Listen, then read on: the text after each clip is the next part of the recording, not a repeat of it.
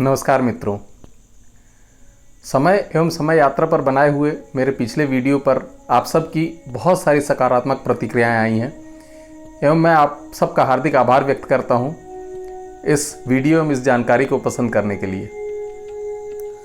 बहुत सारे सब्सक्राइबर मित्रों ने इस विषय पर अपनी जिज्ञासाएं व्यक्त की हैं एवं मुझे मैसेजेस किए हैं, परंतु जैसा कि मैं पिछले वीडियो में कह चुका हूं कि हम सामान्य मनुष्यों की समय को समझ सकने की क्षमता स्पेस के चौथे आयाम के रूप में संभवतः नहीं है।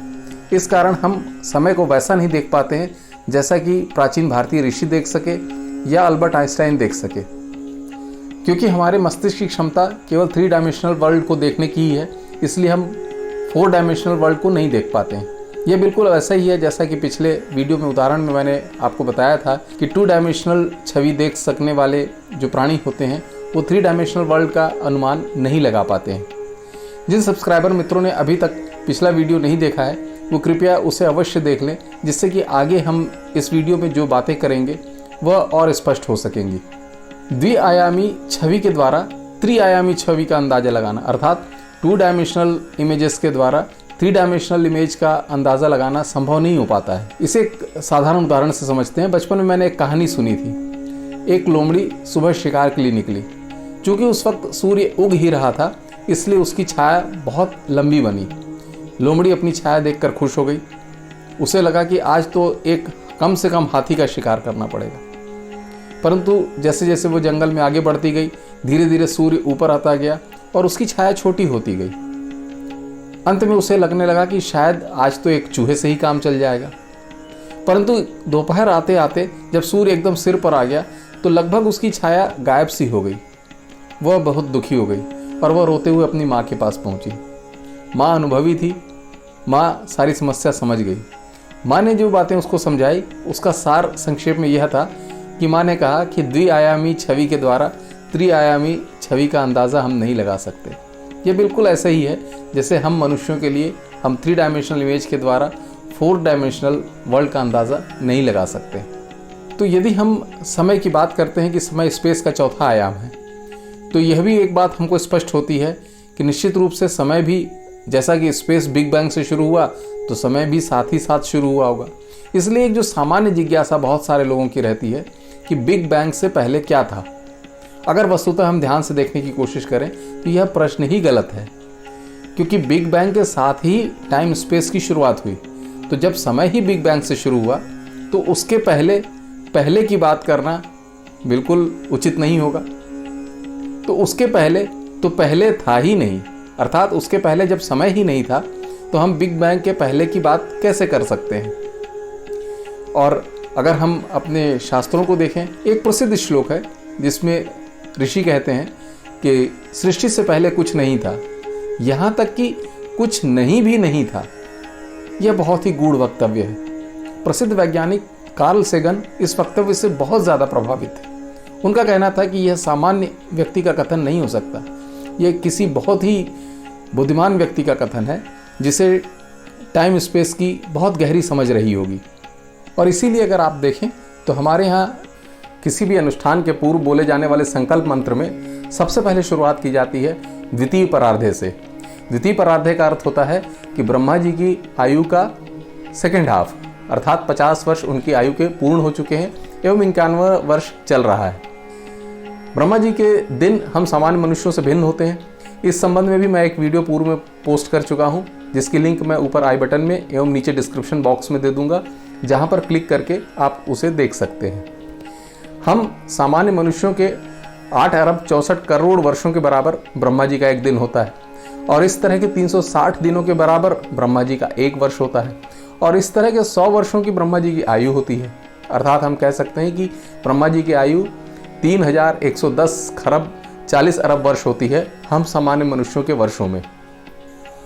आधुनिक विज्ञान में समय का मापन अब परमाणु घड़ियों के द्वारा किया जा रहा है, एटॉमिक क्लॉक के द्वारा किया जाता है, क्योंकि परमाणु घड़ियां बहुत ही सटीक समय बताती हैं एवं इनमें त्रुटियों की संभावना नगण्य होती है।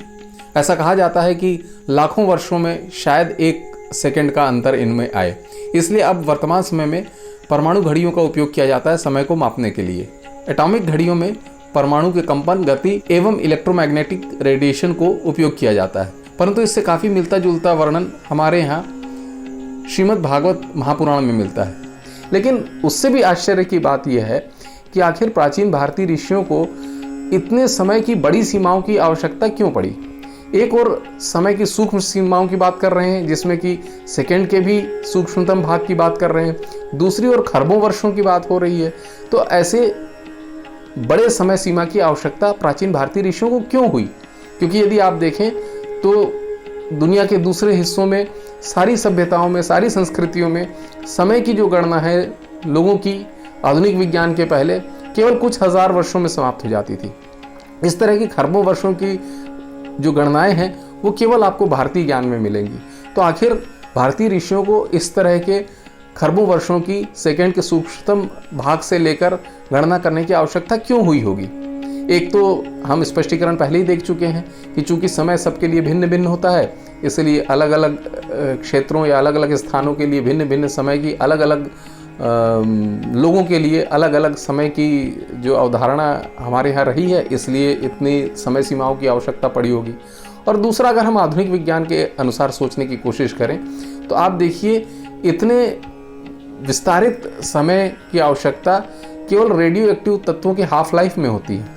अगर आप देखें तो यूरेनियम की हाफ लाइफ आपको अरबों वर्षों में मिलेगी, वहीं कुछ सब एटॉमिक पार्टिकल्स होते हैं जिनकी हाफ लाइफ सेकेंड के भी करोड़वें हिस्से में होती है।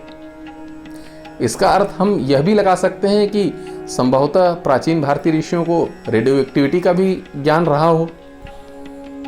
लेकिन जैसा कि पिछले वीडियो में हमने बात की थी कि पृथ्वी के अपने अक्ष पर घूमने की गति धीमी होती जा रही है, और हम जो क्रोनोलॉजिकल टाइम की अवधारणा है वो पृथ्वी के अपने अक्ष पर घूमने के आधार पर बनाते हैं।